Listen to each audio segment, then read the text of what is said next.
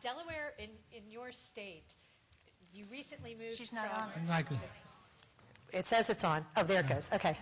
It recently moved to there's two testing consortiums. There's the Partnership for the Assessment of Readiness of College and Careers, which is PARCC, and then there's the Smarter Balanced Assessment Consortium. Your state recently moved out of PARCC and into the Smarter Balanced Consortium.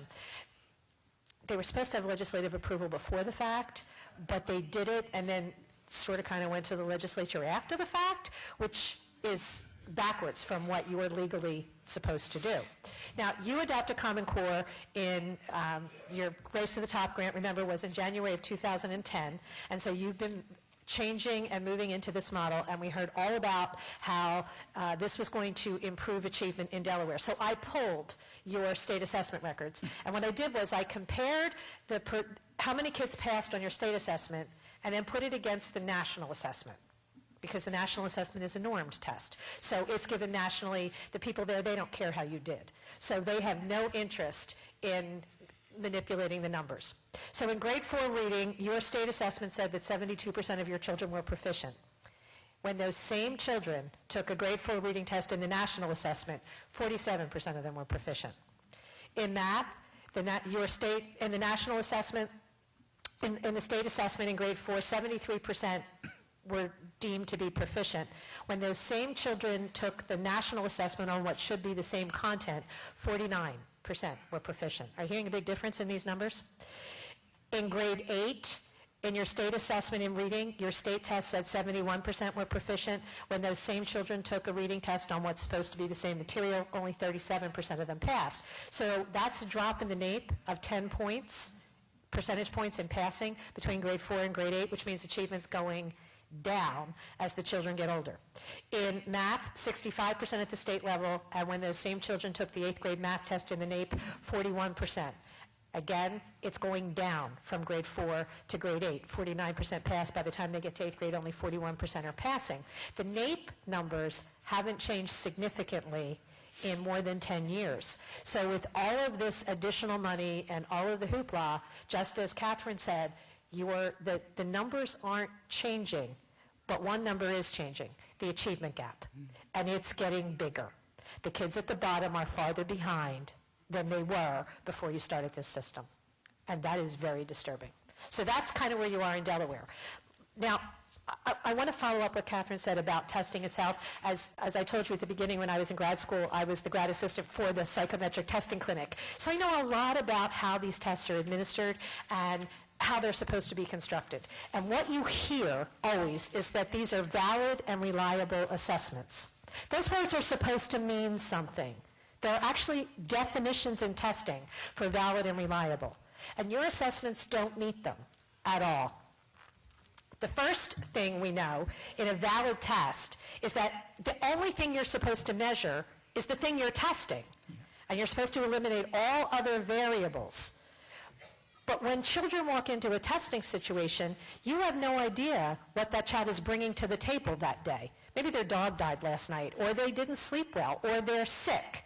In any given big testing population, about 10% of the kids are going to have a factor that will interfere with the reported score. It really won't be a measurement of how they do. It will be a measurement of something else. You know, they had the flu but didn't know it yet. However, the lower the socioeconomic level of the child, the higher that percentage goes, because they're more likely to have had an upheaval in their family or in their neighborhood or poor nutrition or some other factor that is going to interfere with their ability to take the test. So you're not measuring their academic achievement. You're actually measuring their socioeconomic status, which means the score is at best meaningless and at worst discriminatory. Additionally, particularly in the math assessments, it's what's called constructed response assessment. So the child is given a math problem, and they're supposed to solve the math problem, and then they're supposed to write about why did you solve that problem the way that you solved that problem. And they're scored not just on how they did the math, but on how they wrote about it, which means it's not a math assessment. It's a writing assessment. That is also discriminatory. It's discriminatory in some ways that you don't think about. If you ask a little girl to say, why did you do this way, a little girl will tell you all the things she was thinking about, probably starting with what she had for breakfast that morning.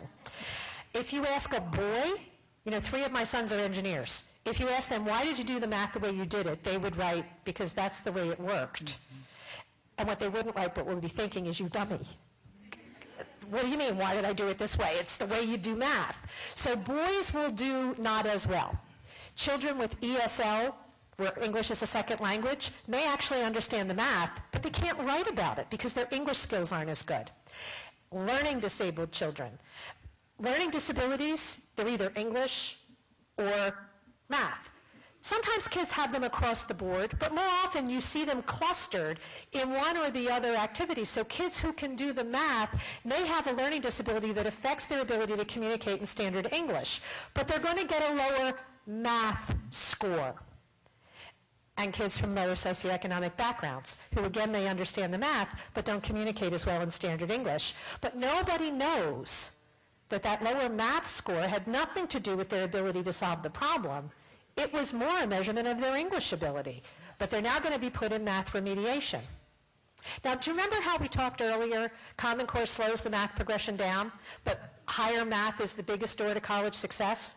So kids in these kinds of testing situations are going to be slowed down even more.